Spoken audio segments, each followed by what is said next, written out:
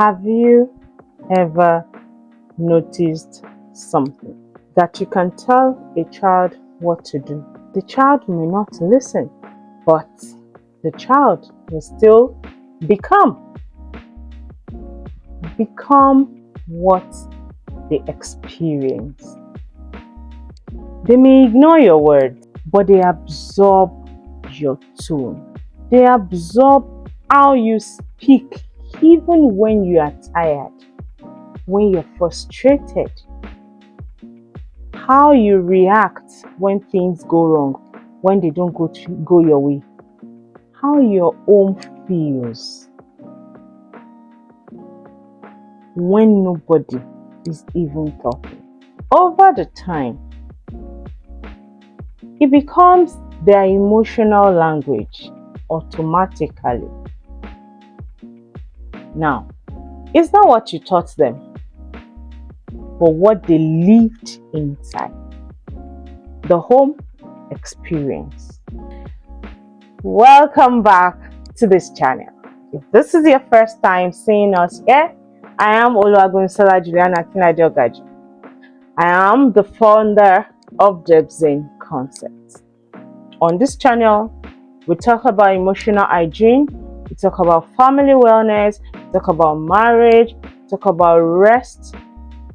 Most importantly, we talk about the daily systems that quietly, subtly shape our emotional lives.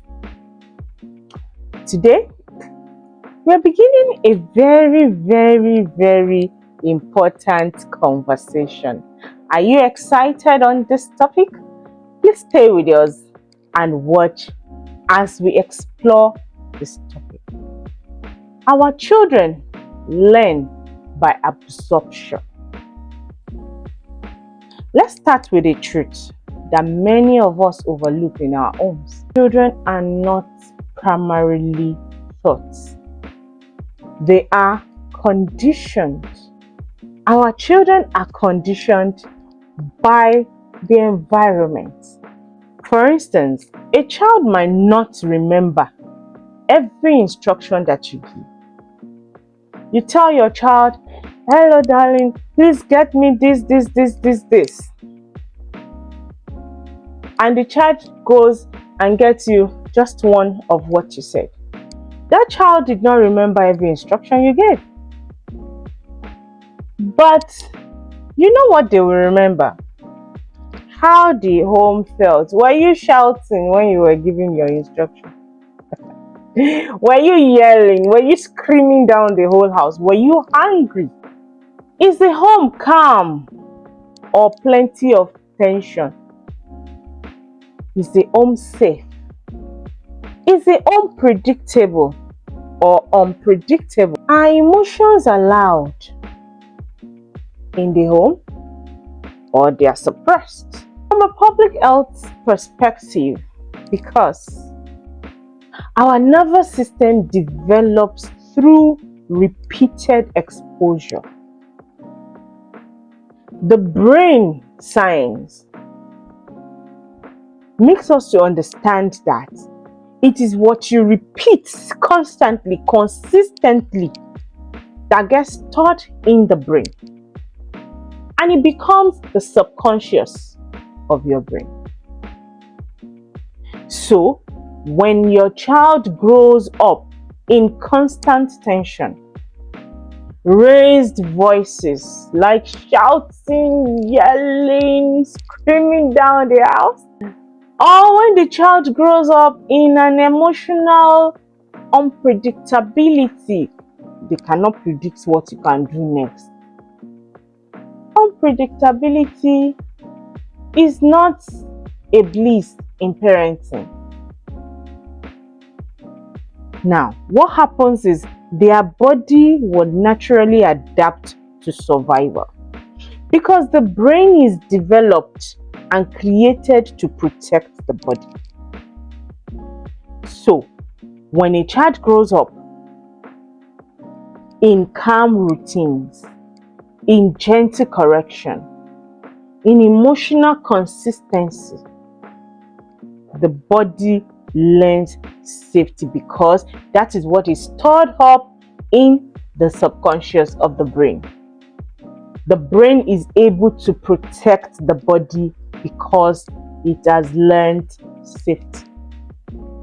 And that's the difference. It shapes how they also handle life. An emotionally stable child will navigate life differently from an unemotionally stable child.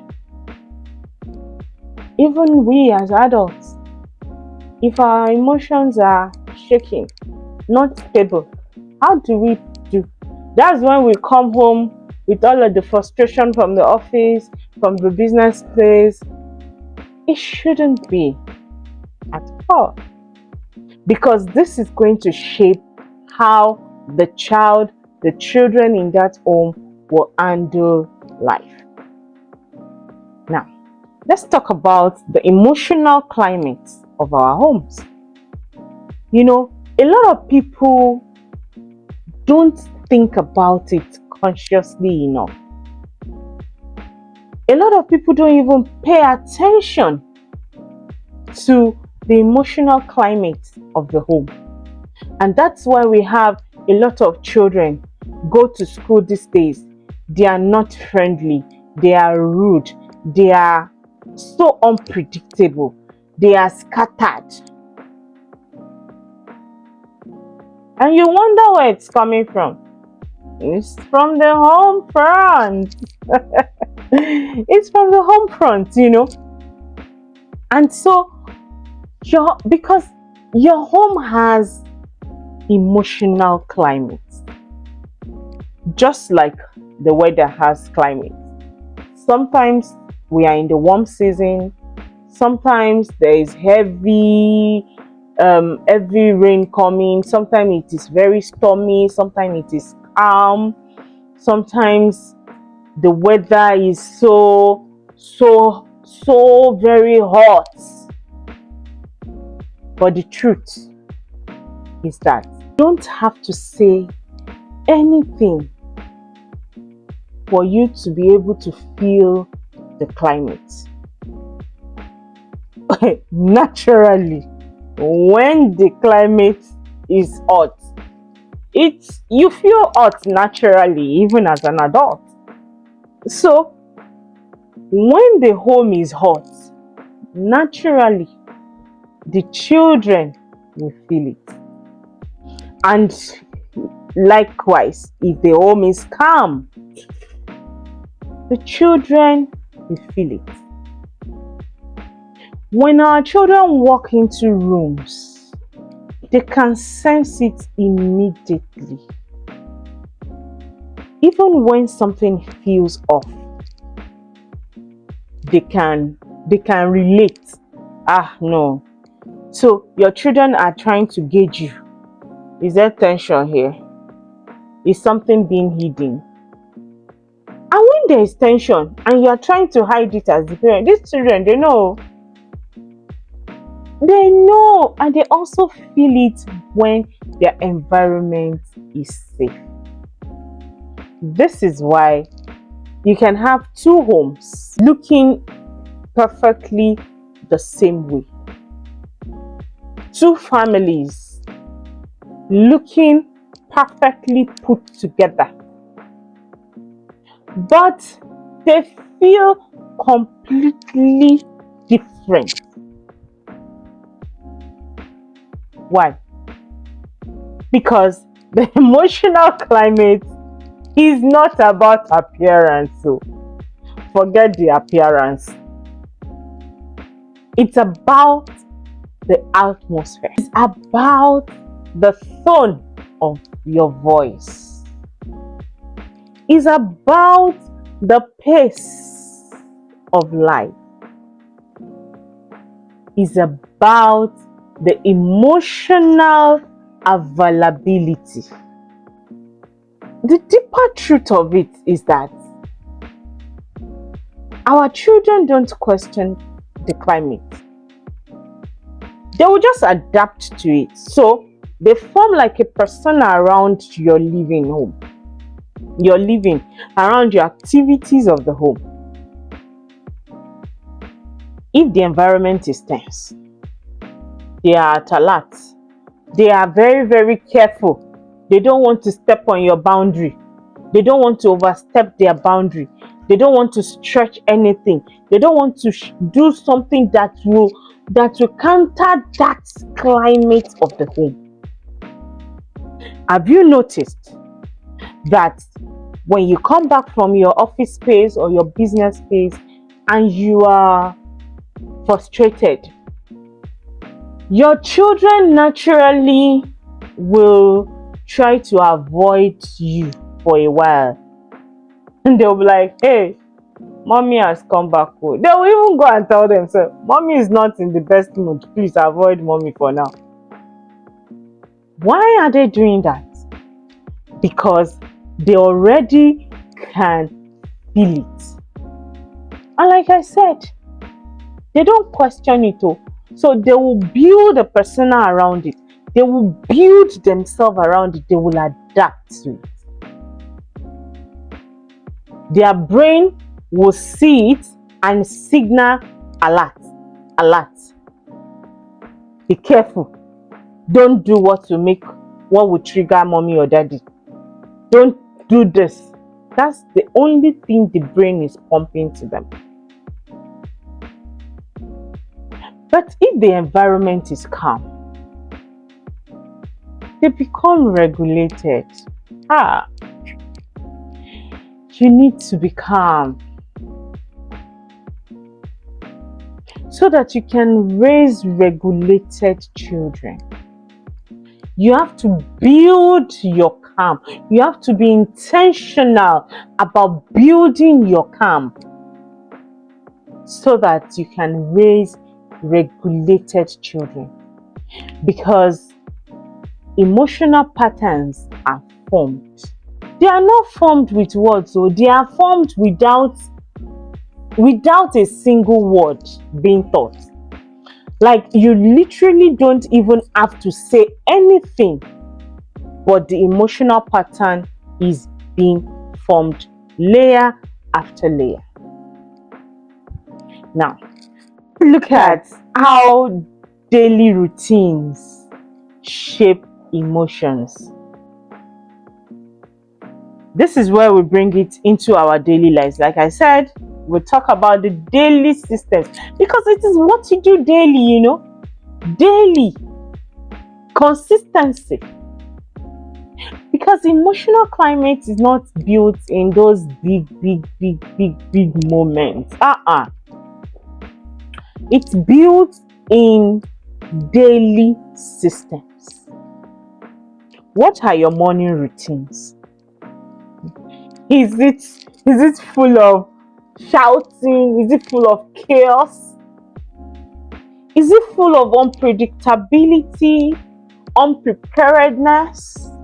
What are your evening routines? Are your children aware of what to do when they come back from school, when they've come back from office, when you come back? Are they aware of what to do? How does bedtime routines happen? Is there a clear-cut schedule around it? Don't forget that the way the day starts is the way the day ends. You start from morning routines through afternoon/evening routines through bedtime routines. Is it predictable? Is there a clear-cut schedule? These repeated patterns send signals to your body. Your body will now learn, is there safety? Signals of safety. Or is there pressure? Signals of pressure. And one of the most powerful moments in any home is the night. Why is it the night? The night is when your body tries to reset. So even if your evenings are chaotic, even if there is tension, even if there is overstimulation, your children are hyperactive, the body goes to sleep at night. But does your body actually rest? That's the question. When you have tension, chaotic evening, chaotic morning, tense afternoon or evening, overstimulated evenings, your body goes to sleep, but it does not fully rest. Now, when it happens today, tomorrow, next week, next month, it happens repeatedly, emotional resilience will reduce because they are being built daily. So the body cannot rest on daily basis. I'm sure that's not what we want for our homes. And this is why small things matter more than we think. Soft environment, predictable routine. See, it is not bliss for you to be bragging that you are unpredictable. As a parent, that you have destinies entrusted in your hand. You are carrying your shoulder. You are unpredictable. You are even going about telling people about my children cannot predict me, no way. You need to build predictable routines. The children in the home needs to understand. They need to know what to do, what next to do, what to do after the next. You also need comfortable sleep spaces. How is their room arranged? You see, I said it's in the daily things. How does the room appears? Is it comfortable? What surrounds your body shapes how the body will feel. When your body is surrounded by comfortable spaces, soft cushions, soft pillows, very warm duvets, cozy cotton bedspreads, your body will rest. When your body rests, it shapes even how you wake up. Sometimes emotional safety is not created through conversations. It's created through consistency. What are you doing on consistent basis daily? What are you going to do by 6 a.m. on Monday? Is it the same thing you will do by 6 a.m. on Tuesday, on Wednesday, on Thursday, Friday, Saturday, Sunday? That's a whole week. So the consistency that you build is important. Emotional safety is created through what can be felt every day. What does your family feel on Monday, on Tuesday, all through to Sunday? Start over again another Monday. What your children wear at night? You see this topic? What your children wear at night? A lot of us don't even care. A lot of children in this generation, they don't even know what pajamas are. They go, they play up and down throughout the day and just land on their bed. It's time for bed. Everybody go to your bed. Everybody go to your room. Go and sleep. Bedtime. Light out. Okay. They sleep in that same clothes that they've sweated on. They sleep in that same clothes that dust might have gapped. What do your children wear at night? What do they sleep on? Rumpled, uncomfortable sheets? Or cotton and breathable sheets? What routines do they experience before they sleep? Do they know that before they get to the bed, they need to clear up their spaces, they need to turn off the light, they need to submit their gadgets, they need to take a shower, they need to brush their teeth, they need to change into a comfortable clothing for the night. Their bed must be comfortable. Is the routine stated clearly? You see these things? They communicate something very powerful to the nervous system. It tells our nervous system you are safe or you are not safe. And safety is what allows the body to relax.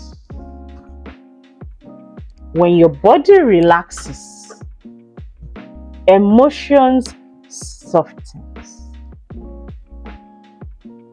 As you reflect on this, ask yourself, am I teaching my child enough? Am I even sure I'm teaching these children? Ask yourself, what is my child absorbing daily? A lot of us complain about the morality of our children. A lot of us complain about the behavior of our children.